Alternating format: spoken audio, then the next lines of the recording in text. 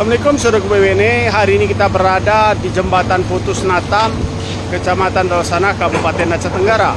Jembatan ini putus akibat diterjang ganasnya Sungai Alas dalam bencana banjir bandang yang terjadi pada Kamis 27 November 2025 yang lalu.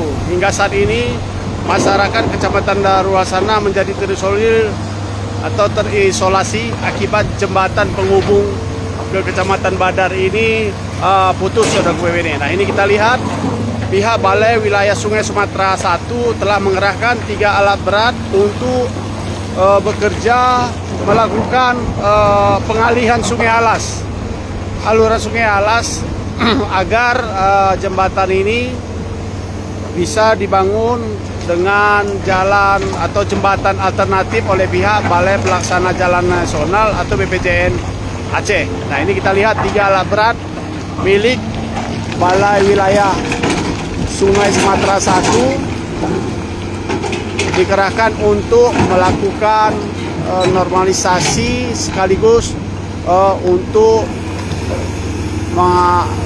memindahkan aluran Sungai Alas agar memudahkan untuk pengerjaan jembatan darurat nantinya saudara BWN.